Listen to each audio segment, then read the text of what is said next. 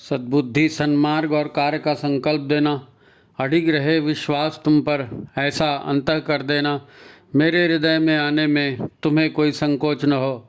हे गुरुदेव, मुझे नज़रों से दूर कभी न होने देना। हे गुरुदेव, मुझे नज़रों से दूर कभी न होने देना। नमस्कार। गायत्री चिंतन धारा के इस सतत प्रवाह में आप सभी का अपना स्वागत है। मित्रों, आज का जो शीर्षक है अपना, तुम ही दिखो तुम्हें ही देखूं, ऐसा इंतज़ाम कर दो।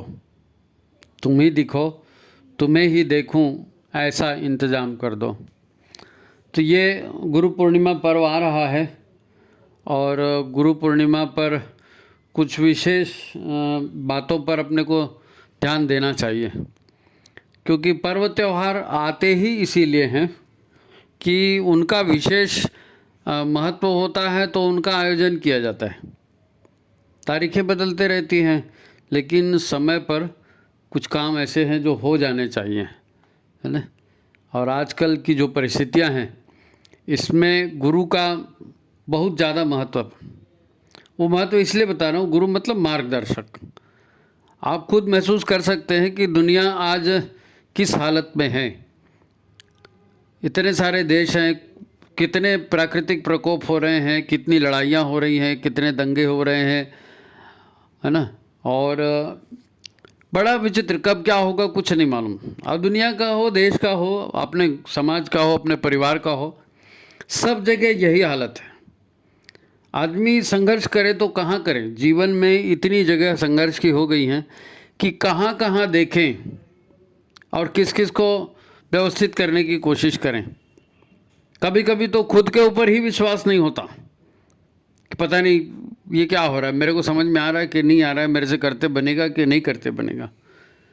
तो जाहिर है ऐसे समय में किसका मार्गदर्शन लेंगे, किसको याद करेंगे, तो वो गुरु ही है। लेकिन गुरु के साथ हमारा संपर्क कैसे होता है, हमारा संपर्क गुरु के साथ कैसा है और कितने हम गुरु के टच में हैं, है ना। क्योंकि ठीक है, अभी छोटी छोटी परिस्थितियाँ आ रही हैं, फिर अचानक कभी बड़ी भी परिस्थिति आएगी। तो अपने आप को कंट्रोल करना, अपने आप को व्यवस्थित करना और उन परिस्थितियों का मुकाबला करना, इसके लिए हमको मार्गदर्शक चाहिए, मार्गदर्शक चाहिए। तो गुरु ही मार्गदर्शक हैं। तो उनका अपन स्मरण करने के लिए और उनको याद करने के लिए गुरु पूर्णिमा मनाते हैं। तो आज कुछ विशेष बिंदुओं पर अपने को ध्यान देना है और उस पर अपन चर्चा करने वाले हैं। इसी तरह के भाव जो है लोग करते आए हैं पहले से भी।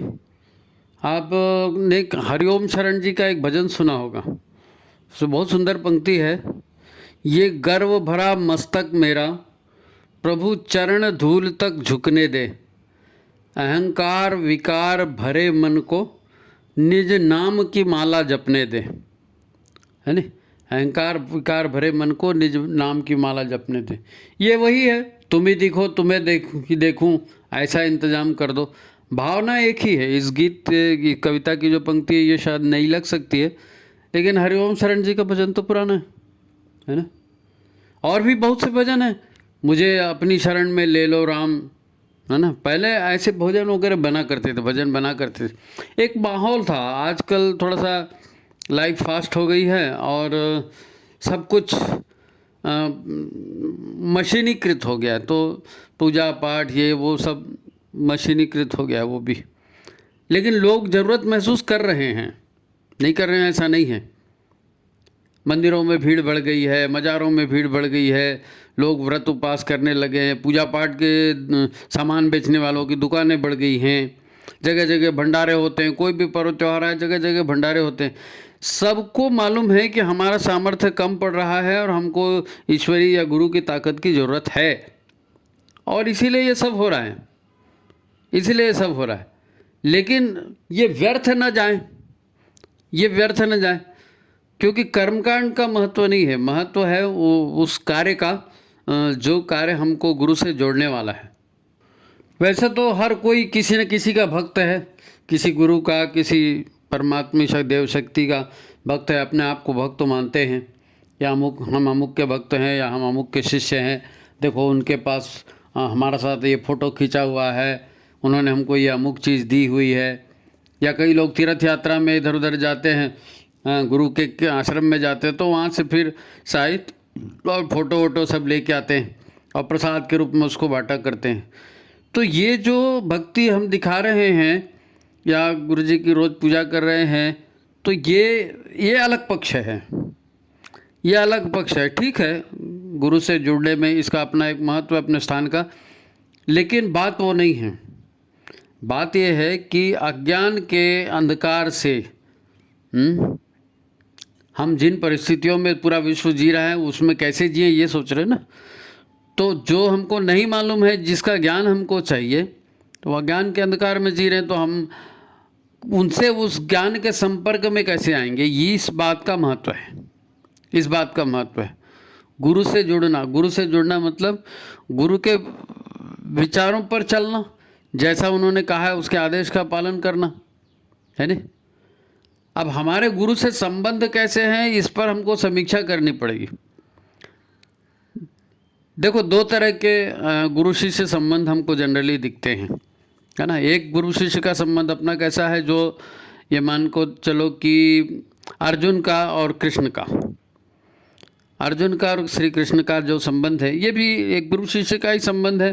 इतना बड़ा गीता का ज्ञान उन्होंने दिया। लेकिन अर्जुन और श्री कृष्ण जो थे वो रिश्तेदार भी थे और एक ही समय में हुए थे, एक ही समय में रिश्तेदार भी थे, और रिश्तेदार थे तो मेल जोल होते ही रहता था।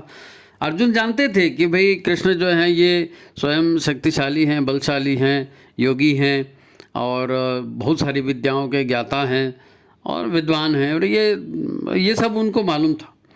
लेकिन उसके बावजूद भी अब हम कह तो सकते हैं कि अर्जुन और श्री कृष्ण और सब जानते, लेकिन ये अधूरा है। अधूरा इसलिए है कि आपको मालूम है किस प्रकार रण के क्षेत्र में जब काम करने की पारी आई, है ना, जीवन में कर्तव्य निभाने की पारी आई, तो अर्जुन कर्तव्य से भाग गए। हमारे के साथ भी तो यही होता है ना। हमने जगह जगह गुरु के फोटो लगा रखे हैं, उनकी पूजा करते हैं, उनके भंडारे करते हैं, उनके नाम पर चंदा देते हैं, उनकी पत्रिका लेते हैं, साहित्य लेते हैं, बांटते हैं, ये सब ठीक है। लेकिन ये ऊपरी बात है, ये गुरु से जुड़ना नहीं हुआ, गुरु के इशारों पर चलना नहीं हुआ। जब युद्ध क्षेत्र में लड़ूंगा नहीं बोल दिया अर्जुन ने, और उसके बाद में कृष्ण ने उनको इतना सारा समझाया, फिर अपना विराट रूप दिखाया, उसके बाद वो चमत्कार जगा, उसके बाद वो चमत्कार जगा।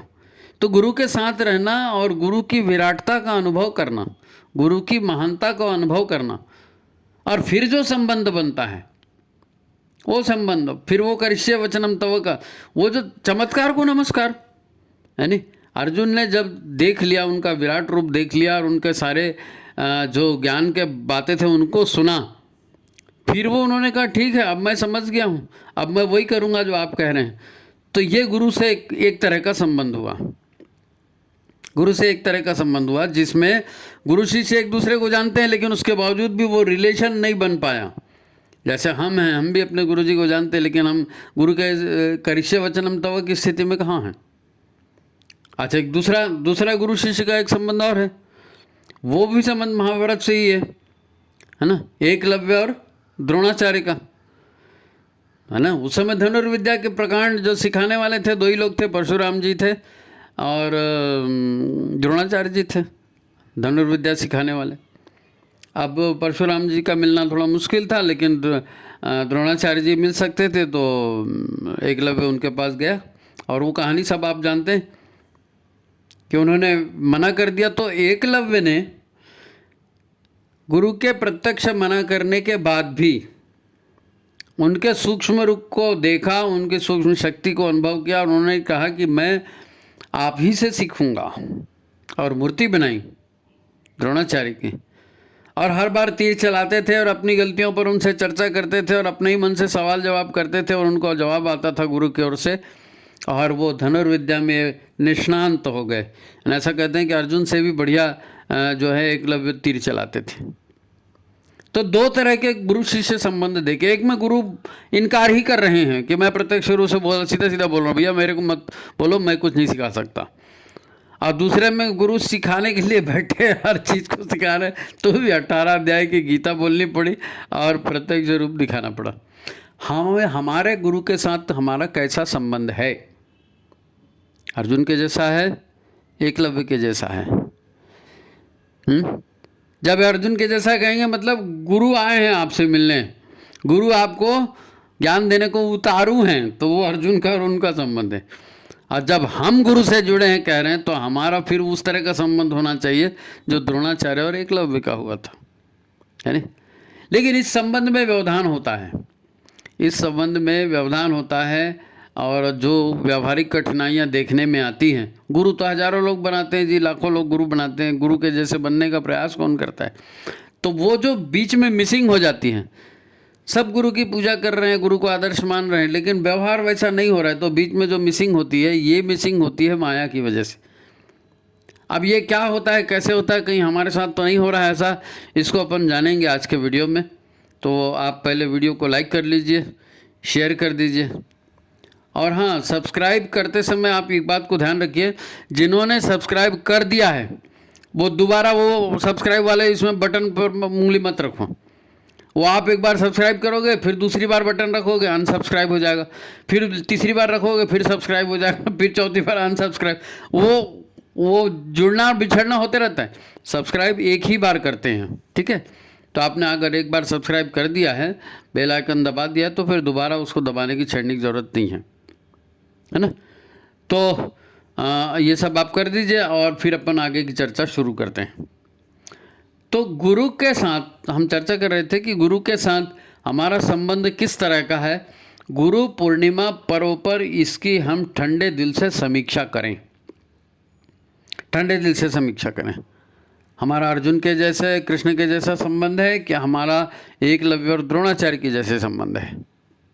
समीक्षा करना है। अगर भाई गुरु महान चीज़ है ना, वो महान हस्ती है, महाशक्ति है, तो गुरु से जुड़ना आज की परिस्थिति में, जब दुनिया का ये हाल है, समाज का और हर परिवार का ये हाल है, मनुष्य मात्र टूट रहा है, बिखर रहा है, अकेलेपन को झेल रहा है, तो फिर गुरु से ज़्यादा अच्छा सहारा तो हो नहीं सकता। तो इसलिए एक बार समीक्षा करें।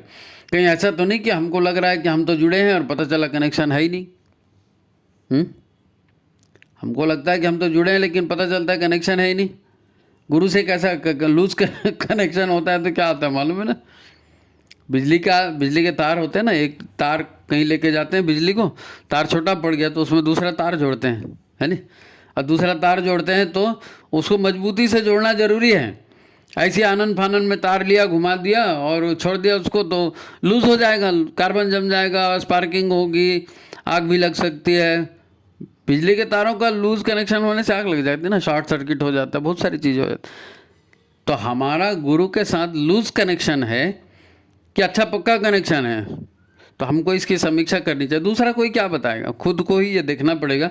और गुरु पूर्णिमा के पर्व पर इसको देखें ना, क्योंकि माया जो है ना, जो हमको लगता है कि है मगर नहीं है।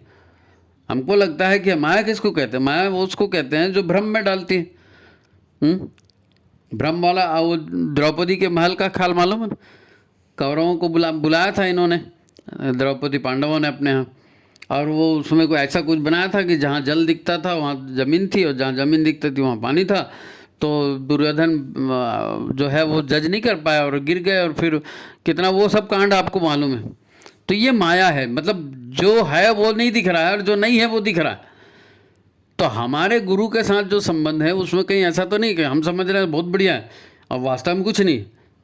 तो इसको समझना पड़ेगा कि माया, इसी को माया, सरल माया को ये का समझ जाओ कि बहुत सारी तो कहावतें हैं जी, माया बड़ी ठगनी है, माया बड़ी छलनी है, और मोह माया में संसार डूबा है और भटक रहा है, और ये सारी बातें जो कहीं वही उसी माया की बात कर रहे हैं, उसी माया की। तो हम उस माया के मतलब गिरफ्त में हैं कि सीधे सीधे गुरु के टच में हैं, और ये रिलेशन हमारा कैसा है इसको समीक्षा करना है हमको, इसको समीक्षा। कई लोग ये सोचते हैं कि भाई माया जो है इसमें जो माया मोह में पड़ गया तो ये हो गया वो गया। तो माया को लोग बुरा मानते हैं, लेकिन माया बुरी नहीं है। ईश्वर की ये जो दुनिया है ना, इसमें अगर हमारा मन कहीं नहीं लग रहा है, मन कहीं भटक रहा है, तो ये बिना कारण नहीं है, बिना कारण नहीं है। अब उसको माया बोल दो चाहे और कुछ बोल दो, कारण उसके पीछे में है, कारण उसके पीछे में है। और कई लोग गुरु से जुड़ गए, फिर वो आवेदन भी देते हैं भी, वो शांति कुंज जाते तो देते ना, वो सजल श्रद्धा प्रखर प्रज्ञा के पास कई लोग अपने डिमांड है, मेरे घर में ये हो जाए, लड़के का ये हो जाए, मकान बन जाए, नौकरी लग जाए, अमुक की बीमारी ठीक हो जाए, तमुक पागल हो गया है, ये वो ठीक हो जाए, ऐसा सब सजल श्रद्धा प्रखर प्रज्ञा में चिट्ठी छोड़ते हैं। कई लोग अखंड ज्योत में चिट्ठी छोड़ते हैं। तो ये अपनी डिमांड, अपने कष्टों का निवारण के लिए गुरुदेव कहते हैं। गुरुदेव ने कहा ठीक है बेटा, हमने एक ताकत रखी हुई आपके कष्टों को निवारण करने के लिए। लेकिन ये संबंध जुड़ने की बात अपन बोल रहे थे ना, कि संबंध जितने घनिष्ठ होंगे ना, तो आपको गुरु को ये सब बोलने की ज़रूरत भी नहीं पड़ेगी। गुरु स्वयं में ही वो सारी व्यवस्था को बना देते हैं, स्वयं में भी सारी व्यवस्था को बना देते हैं।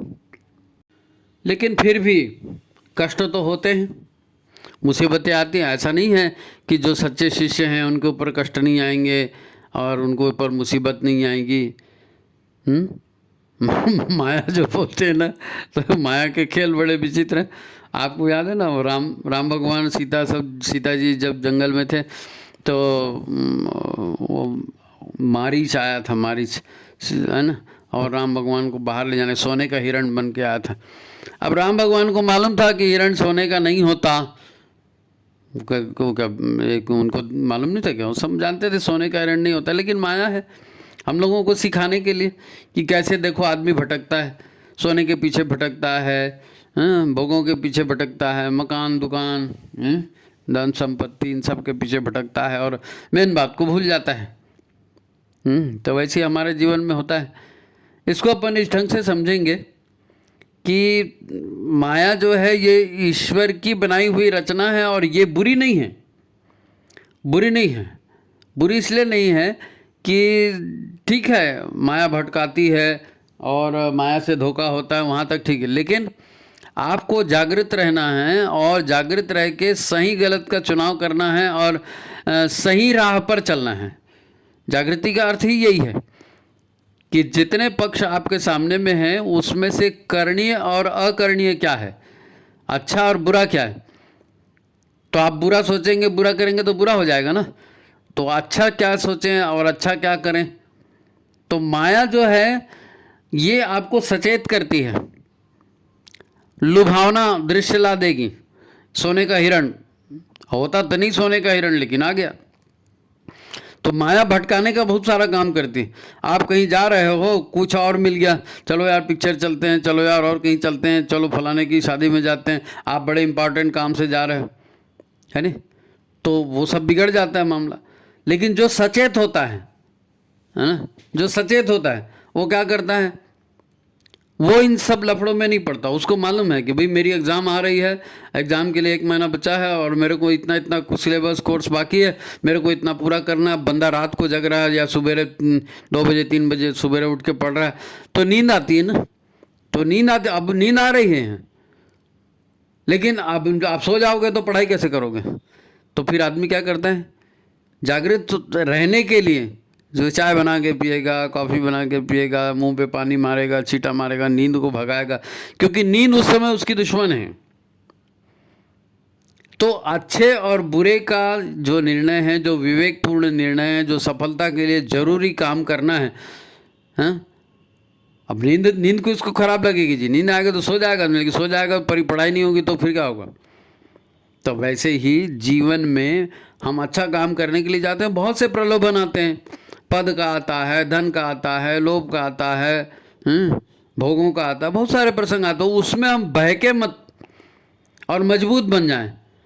तो माया हमारी परीक्षा लेती है, माया से हमारी परीक्षा होती है कि हमने सही किया कि नहीं किया। ये जो है ये हमारे जागरूकता की परीक्षा है। ईश्वर हमारी जागरूकता की परीक्षा लेना चाहते हैं। ईश्वर ने हमको जन्म भी इसीलिए दिया है कि हम कुछ सीखें। कर्म योनि है ना, भोग योनि रहती तो सीखने का कोई सवाल ही नहीं है, जो प्रारब्ध है उसको भोगो और मर जाओ। लेकिन ये कर्म योनि है, तो कर्म योनि वो जो जीवन को सुधारने के लिए है। तो ठीक तुम सुधार रहे कि नहीं सुधार रहे, तो तुम्हारी परीक्षा कैसे होगी, परीक्षा कैसे होगी। देखो अभी भी यहाँ भाई दुख मुसीबत तो हर किसी को आते हैं, जिसने भी मनुष्य जन्म लिया दुख मुसीबत तो आएंगे, लेकिन आम आदमी क्या करता है, अरे ये फलाने की वजह से मेरा ये हो गया, बुरा हो गया, ये गवर्नमेंट ने ऐसा कर दिया, वो पाकिस्तान ने ऐसा कर दिया, ये पार्टी ऐसी है, ये हमारा पड़ोसी ऐसा है, ये पत्नी ऐसी है, ये पति ऐसा, किसी न किसी को दोष देते हैं हम, किसी न किसी को दोष देते हैं हम, और ये दोष देना गलत बात है। और यही हमको सिखाने के लिए माया को पैदा किया गया है। गुरु तो सिखाते हैं ना, गुरु क्या कहते हैं, मनुष्य अकेला पैदा होता है, अकेला मरता है और अकेला अपने कर्मों का फल भोगता है। लेकिन हम ये कहते हैं कि हमको दुख मिल रहा है तो उसकी वजह से दुख मिल रहा है, तो उसकी वजह से दुख मिल रहा है, तो उसकी वजह से। ये हम नहीं कह रहे हैं, ये माया हमारे दिमाग में चक्री चलाती है कि तेरी वजह से, वो फलाने की वजह से। अरे भाई संसार परमात्मा ने बनाया है, परमात्मा की इच्छा से चलता है, विधि के विधान से चलता है, लेकिन माया कहती है कि नहीं तुम। तो माया ऐसा इसलिए कहती है कि हमारा अहंकार मत गले, और आपको अहंकार गलाना है। अहंकार आप नहीं गलाएंगे और आप उल्टा सीधा चिंतन करेंगे और उल्टा सीधे कर्म करेंगे तो दुखों के भागी बनेंगे। माया आपको ढकेल रही है उधर, तो आप अगर जागरूक हैं तो बच जाइए, आप अगर जागरूक हैं तो बच जाइए, है ना। गुरु कितने काम बताते हैं शिष्य को, तो मन लगाकर काम करें, ये हमारा काम है ना। लेकिन हम अगर आराम भी करना चाहेंगे और हरामखोरी भी करना चाहेंगे और उल्टे सीधे धंधे भी करना चाहेंगे तो फिर क्या होगा, तो फिर यही होगा कि चलो बहाना मार देते हैं, वो तो गुरुजी ऐसा हो गया, वो तो गुरुजी ऐसा हो गया। तो फिर गुरु का और आपका संबंध उस टाइप का नहीं हुआ, ये लूज कांटेक्ट हुआ। कभी भी चिंगारी निकलेगी, कभी भी आग लगेगी, है ना, कभी भी चिंगारी लगेगी, कभी भी आग लगेगी। ये जो गुरु शिष्य के संबंध की बात अपन कह रहे हैं ना, गुरु पूर्णिमा पर ध्यान देने के लिए, इसको वास्तव में ध्यान से समझना है। इसको एक उदाहरण से समझते हैं। एक बच्चा है, वो स्कूल जाता है और उसकी माँ उसके घर में ट्यूशन लेती है, ठीक है। अक्सर ऐसे घरों में होता है, माँ है, भाई है, बहन है, कोई भी है, तो स्कूल में क्या पढ़ा रहे, हाँ तुम्हारी कॉपी लाओ, तुम्हारा ये होता है ना, घर में ट्यूशन जैसे पढ़ाते हैं। तो अब माँ ने घर में बच्चे को कहा कि जाओ स्लेट पेंसिल लाओ, स्लेट पेंसिल लाओ और उसमें 2 से लेकर के 10 तक के सारे पहाड़े लिखो। अब होमवर्क दे दिया सब। अब वो बच्चा लिख रहा है। अब बच्चे ने लिखने के लिए अपने तरफ से ठीक लिखा, लेकिन कुछ इधर गलती कर दिया, कुछ उधर गलती कर दिया, लाइन ठीक नहीं हुई, पहाड़ा आगे पीछे हो गया। उसने माँ को ले जा कर के दिखाया, ये देखो माँ, मैंने तो लिख दिया। मैंने कहा ऐसे लिखते हैं क्या, हैं? ये 2 के बाद 3 किया, 4 के बाद 4 किया, उसके बाद सीधा 7, 5 और 6 खा गया। चलो ये मिटाओ, इसको फिर से लिख के आओ। फिर वो बच्चा लिखने के लिए गया, फिर कुछ ना कुछ गलती कर दिया, फिर माँ ने कहा नहीं इसको मिटाओ, ये ठीक नहीं है, फिर से लिख के लाओ। तो जब तक वो ठीक लिख करके नहीं लाता, माँ उसको यही बोलते रहती है, माँ उसको यही बोलते रहती है, ले नहीं ये गलत है, इसको मिटाओ, दूसरा करो। अब आपको लगेगा कि माँ मेरी दुश्मन है। भगवान की मेरे से क्या दुश्मनी है, भगवान मेरे को हर काम में मैं फेल हो रहा हूँ, अपयश आ रहा है, तो भगवान को दोष देते ना। तो यहाँ माँ को दोष देगा बच्चा, देगा। अब मान लो बच्चा पहाड़ा ठीक लेके भी आ गया ना, तो ऊपर भी बोलते हैं ना ईश्वर परीक्षा लेते हैं, तो माँ भी परीक्षा लेती है। उन्होंने कहा ठीक है पहाड़ा लिख दिया ना, चलो कोई बात नहीं, अब तुम अल्फ़ाबेट लिखो, आ ई ऊ ए, वो 12 खड़ी जो बोलते हैं वो पूरा लिख के लाओ। वो मिटा दिया स्लेट का लिखा हुआ। नहीं साहब हमने तो इतने मुश्किल से लिखा था। तो ठीक है लिखा था ना, सीख गए ना, अभी सीख गए तो भूल जाओ, अभी नया चीज़ को सीखो। तो अल्फ़ाबेट आपको लिखना पड़ेगा, फिर आई, फिर उसको कर दोगे तो खाली थोड़ी, उसके बाद कुछ को और वर्क मिलेगा। तो ईश्वर बार बार परीक्षा लेते हैं, ईश्वर बार बार दुख देते हैं, या आपको कष्ट कठिनाई भरी परिस्थितियों का सामना करना पड़ता है, तो ये ईश्वर देते हैं, माया देते हैं, जो भी आप बोलो, लेकिन है हमारे भले के लिए। ईश्वर या माया जो भी बोलो है आप अपने भले के लिए, क्योंकि आपको इंडिपेंडेंट लाइफ बितानी है। भाई गुरु का साथ क्यों मिला, ताकि आप जो है गुरु के साथ रहकर सीखें, सक्षम बने, समर्थ बने और दूसरे को सहायता दें। आप खुद ही जिंदगी भर सहायता लेते रहोगे क्या? हम्म? भगवान, भाई जैसे माँ ने किया ना वैसे भगवान भी करते हैं। भाई हमारे से गलतियाँ हो गई, बहुत सारी गलतियाँ लाइफ में आदमी करता है, कई को छुपा लेता है, कई को उसको मालूम रहता है कि हाँ ये मेरे से गलती हो गई। तो लाइफ ख़त्म हो गई तो भगवान क्या करते हैं, चलो भाई ठीक है, तुम बुढ़ापे में हो गया, चलो भाई एक्सीडेंट हो गया, कोई बात नहीं, अब मर गए कोई बात नहीं, चलो नया शरीर देते हैं, फिर नया शरीर लो, अब वो गलतियाँ नहीं करना जो पिछली बार किए थे। फिर नया शरीर मिल गया मनुष्य का, फिर और कुछ कहीं भावनाओं का खिलवाड़ हो गया, कहीं और कुछ हो गया, है ना, तो किसी से भावनात्मक संबंध बन गए या कुछ धोखाधड़ी फिर आपने कर दिया, कुछ हो गया, फिर गया, फिर दूसरा जन्म, फिर तीसरा जन्म, सैकड़ों हजारों जन्म मिलते जा रहे हैं। इतना दयालु है भगवान, इतना दयालु। परीक्षा आपकी इसलिए ली जा सकती है कि परफेक्शन कैसे आएगा, आप में परफेक्शन आना चाहिए। प्रैक्टिस से परफेक्शन आता है ना, प्रैक्टिस जितनी करेंगे तो हर बार जिन परिस्थितियों को आप पास कर जाते हैं, है ना, वो आपका ज्ञान हो जाता है। व्यवहारिक ज्ञान इसी को बोलते हैं।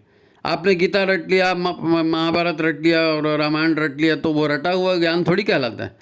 ज्ञान वो कहलाता है जो अनुभव में आ गया, जिसको व्यवहार में आपने उतार लिया। और इसीलिए भगवान इतने दयालु कि बार बार आपको जन्म दे रहे हैं कि आप सीखो तो सही दुनिया में रहने का व्यवहार कैसा अच्छा, किसको अच्छा व्यवहार बोलते हैं। और अच्छा व्यवहार नहीं करेंगे तो गलतियां होंगी तो क्या होगा, ऊर्जाओं का ही तो खिलवाड़ होगा ना। तो दूसरे को दर्द देंगे तो दर्द वाली ऊर्जा वापस आएगी, दूसरे को खुशियाँ देंगे तो खुशियाँ की ऊर्जा वापस आएगी। सुख और दुख काहे से मिलेंगे, कर्मों की ऊर्जाएं हैं, वो रिटर्न होती, कर्मों की ऊर्जाएं हैं वो रिटर्न होती। तो माया अगर छल दे रही है, माया अगर दुख दे रही है, माया से अगर आपका मन भटक रहा है तो उसको पक्का करना है, सुधारना है मन को।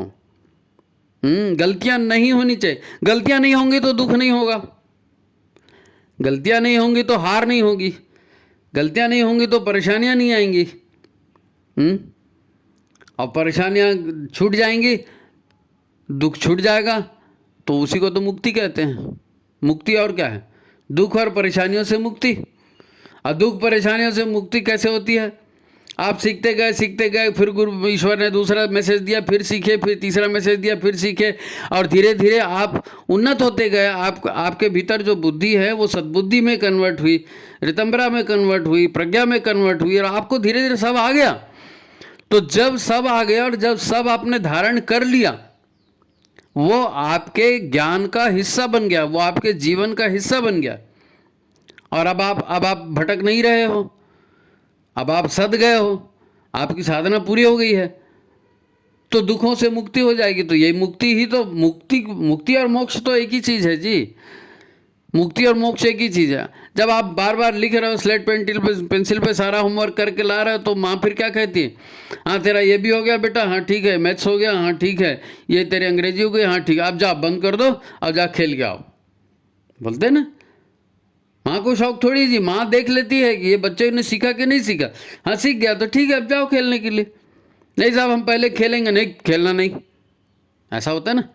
तो गुरु भी ऐसे ही करते हैं, भगवान भी ऐसे ही करते हैं। और ये हमको सीखने के लिए जन्म मिलता है, सीखने के लिए दुख मिलता है, सीखने के लिए कष्ट मिलते हैं। कोई भगवान आपका दुश्मन नहीं, कोई गुरु आपका दुश्मन नहीं, कोई माया आपको भटकाने वाली नहीं। भाई मुसीबत में ही तो परीक्षा होती है ना, संकटों में ही परीक्षा होती है। कितना धैर्य है, कितना साहस है, कितना पराक्रम। बैठे बैठे थोड़ी होता है कि नहीं हमने वो पढ़ ली तो अब हमको नॉलेज हो गया, नहीं। व्यवहार में आपका व्यवहार कैसा है ना। तो माया जो है आपको ठगने के लिए नहीं आती, माया आपको परेशान करने के लिए नहीं आती, माया आपको सत्य की राह पर दृढ़ बनाने के लिए आती है। सत्य की राह पर दृढ़ बनाने के लिए। राजा हरिश्चंद्र का केस हुआ था, याद है? पत्नी को बेचना पड़ गया, बच्चे को बेचना पड़ गया, और राजा होकर के और स्मशान में डोम की नौकरी करनी पड़ी। परीक्षा, परीक्षा काय की परीक्षा? ये तो ऋषियों ने परीक्षा ली थी, है ना। गुरु को कोई शौक नहीं है परीक्षा लेने का, न भगवान को शौक नहीं है परीक्षा लेने का, वो तो पात्रता के अनुसार देते हैं। आपकी पात्रता विकसित होती जाएगी, आप सारी मुसीबतों को हल करना सीख जाओगे, लोगों को ट्रीट करना सीख जाओगे, फिर लोगों को सिखाना शुरू कर दोगे तो हो गया। फिर आपको जन्म लेने की ज़रूरत ही नहीं है। जन्म इसीलिए लेना था सीखने के लिए। जब सीख लिए तो फिर जन्म की क्या ज़रूरत है? फिर मोक्ष है, मुक्ति है, दुखों से मुक्ति, झंझटों से मुक्ति, हर चीज़ से मुक्ति। तो गुरु के साथ बात गुरु पूर्णिमा की हो रही है, बात इस बात पर हो रही है कि गुरु का और हमारा रिलेशन कैसा है, गुरु का और हमारा रिलेशन कैसा है, गुरु की बात को हम कितना फॉलो कर रहे हैं, कितना आचरण कर रहे हैं। और जब हमको मालूम है कि हर तरफ मुसीबत है, दुनिया में, देश में, समाज में, घर में, परिवार में, व्यक्तिगत जीवन में, खान पान, आचार विचार, सब में माया घुसी हुई है सब जगह परीक्षा है। तो गुरु की तो सख्त ज़रूरत है ना। तो ये गुरु का और हमारा शिष्य का जो संबंध है ये बढ़िया बन जाना चाहिए। अब वैसे भी आत्मिक शक्ति बढ़ाने के, प्राण शक्ति बढ़ाने के, शरीर को स्वस्थ रखने के, परिवार को सुसंस्कारी कर रखने के, यज्ञ के, ये सारी चीज़ें हमको सिखाई गई हैं और हम में से सबको आती भी होंगी। तो उसको भावपूर्ण ढंग से करना है, भावपूर्ण ढंग से करना है। एक बात यहाँ पर जो महत्वपूर्ण है, गुरु पूर्णिमा के अवसर पर हम विशेष रूप से अपने इस बात का ध्यान रखें, कर्मकांड अपनी जगह ठीक है, ठीक है। कर्मकांड का व्यक्तिगत जीवन में भी महत्व है, सब पारिवारिक सामाजिक जीवन में भी महत्व है। और सकारात्मकता के विस्तार के लिए, शुचिता को बढ़ाने के लिए, पवित्रता को बढ़ाने के लिए और सेवा भाव को, सकारात्मकता को बढ़ाने के लिए इन सब की ज़रूरत पड़ती है। आप जो अपना मेन जो थीम था ना कि तुम ही दिखो तुम्हें ही देखूं, ऐसा इंतजाम कर दो, है ना। भगवान से, गुरु से प्रार्थना है कि भगवान तुम दिखो, तुम्हारी बात मुझको सुनाई दे और मैं तुम्हारी छत्र छाया में रखूं। तो ये कैसे होगा, ये कैसे होगा?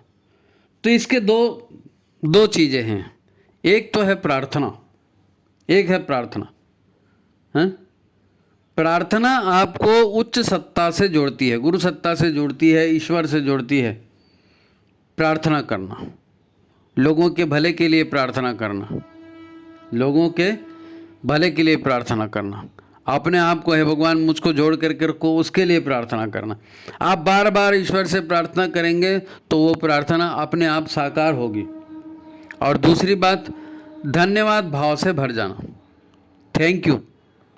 थैंक यू को लोग औपचारिकता में लेते हैं, लेकिन हृदय से धन्यवाद, हृदय से धन्यवाद भगवान को। किस बात के लिए?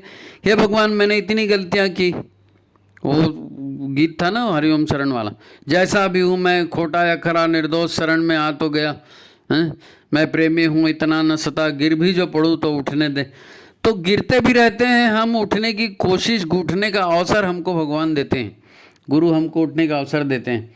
तो इसके लिए उनका धन्यवाद करना है, इसके लिए उनका धन्यवाद करना है, भगवान का धन्यवाद करना है। हे भगवान आपने मनुष्य जन्म दिया, सौभाग्यशाली हैं, 84 लाख योनियों में, कर्म योनि में आपने हमको पहुंचा दिया, आप बड़े कृपालु हैं। आपने हमको भारत भूमि पे, देवभूमि पे जन्म दिया, बड़े कृपालु हैं। हिंदू समाज में जन्म दिया, हिंदू संस्कृति के साथ जोड़ा, बड़े कृपालु हैं आप कितना आभार व्यक्त करें। फिर ऐसे माता पिता के हमको जन्म दिया, फिर ऐसे मित्र दिलाए जिन्होंने हमको गायत्री परिवार से और गुरुदेव से जोड़ दिया। तो इनका धन्यवाद करना है। जब आप धन्यवाद देंगे, जब आप प्रार्थना करेंगे, तो सबसे बड़ी चीज़ क्या होती है? सबसे बड़ी चीज़ क्या होती है? अपने आप को हम छोटा बनाते हैं। भगवान से अपने आप को छोटा बनाते हैं।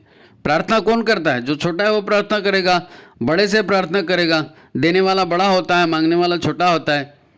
जब धन्यवाद ज्ञापन हम करते हैं, तो धन्यवाद ज्ञापन करते हैं तो हम किसका भगवान का, गुरु का धन्यवाद दे रहे हैं कि उन्होंने अच्छी हमको बुद्धि दी, अच्छा संगत दिया, मन मानव तन दिया। हे भगवान आपकी कृपा है।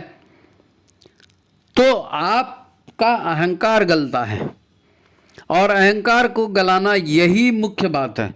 साधना का सारा जो सार है वो यही सार है कि अपनी बुराइयों को हटाना, अपने अहंकार को गलाना, अपनी बुराइयों को हटाना, अपने अहंकार को गलाना। यही काम गुरुदेव ने सिखाया कि भाई एक एक बुराई आप हटाते जाइए। आप तो देवता हो, आप ऑलरेडी देवता हो। आप गायत्री से जुड़े रहो, सद्बुद्धि की प्रार्थना करते रहो, सत्कर्म आप करते रहो, आप ऑलरेडी देवता हो। बस आप इसमें लगे रहो। हैं बहुत सारा कचरा इकट्ठा कर लिया, हो सकता है उसको साफ करने में समय लगे, लेकिन आप लगे रहो, करते रहो, है नहीं? तो ये तो जो गायत्री और यज्ञ का विधान है वो अपनी जगह पर है, लेकिन उसी का एक भाग है ये प्रार्थना करना। सर्वे भवन्तु सुखिनः सर्वे सन्तु निरामया। आप देवासुर संग्राम हो रहा है दुनिया में, तो जो देव पक्ष से लड़ रहे हैं उनके लिए प्रार्थना कीजिए। कहीं कोई अपघात हो गया, कुछ हो गया, कोई किसी का देहांत हो गया, उसके लिए श्रद्धांजलि के लिए प्रार्थना कीजिए। लोगों के लिए प्रार्थना करो। लोगों के लिए प्रार्थना करोगे तो आपका भला ऑटोमेटिक होगा। भगवान को जब उसके अनुदानों को याद करोगे भगवान के, और भगवान को उसके लिए धन्यवाद दोगे, तो भगवान आपको और देगा। अगर आप उतने पर भी कोई कदर नहीं करोगे तो भगवान बोलेगा अरे इसको तो इतना देता हूँ, इसको कोई कदर ही नहीं है। तो ये जो चीज़ें हैं, हम ईश्वर से कहाँ तक जुड़े, हम गुरु सत्ता से कहाँ तक जुड़े, है ना। हम अपनी ऊर्जा के क्षरण को रोकें। अगर हम गुरुदेव से जुड़े रहेंगे तो तीसरी चीज़ क्या होगी, बुरी संगत से बचेंगे तो ऊर्जाओं का क्षरण नहीं होगा, हमारा समय बेकार नहीं जाएगा। जो गुरुदेव बोलते हैं ना, अर्थ संयम, समय संयम, इंद्रिय संयम, विचार संयम, उस संयम से हम अपने आप को गुरु से जोड़े रखेंगे तो जो 10 जन्म में काम होने वाला है वो एक ही जन्म में हो जाएगा, है ना। तो ये प्रार्थना बहुत सुंदर है, तुम ही दिखो तुम्हें ही देखूं ऐसा इंतजाम कर दो, है ना। तो ये बहुत अच्छी प्रार्थना है। इस तरह की प्रार्थना करें, इस तरह का भाव रखें, गुरु सत्ता से जुड़े रखें, है ना। गुरु ईश्वर का, गुरु का धन्यवाद देते रहें। ये है हमारे गुरु पूर्णिमा का मेन मैसेज, कि हम अपने और गुरु के संबंधों को एक बार फिर से चेक कर लें। लूज़ कनेक्शन हमारा न रहे, है ना। लूज़ कनेक्शन मत रहे, नहीं तो चिंगारियाँ निकलेंगी, आग निकलेगी। तो इस विषय पर काफ़ी चर्चा हो गई, मैं समझता हूँ एक गुरु पूर्णिमा पर इतना काफ़ी है ना। आगे फिर अपन और देखेंगे। तो ठीक है, इस संदेश को सुनिए, ध्यान दीजिए, इस पर गौर कीजिए, ज़्यादा से ज़्यादा लोगों तक इनको पहुँचाइए, है ना। आज की बात यही समाप्त करते हैं। जो भी आपके विचार होंगे, भावनाएं होंगी, आप व्हाट्सअप कर दीजिए। इसमें व्हाट्सअप में लिखा हुआ है नंबर, व्हाट्सअप नंबर आपके साथ, है ना। ठीक है, तो सभी को प्रणाम। आज की बात समाप्त। नमस्कार।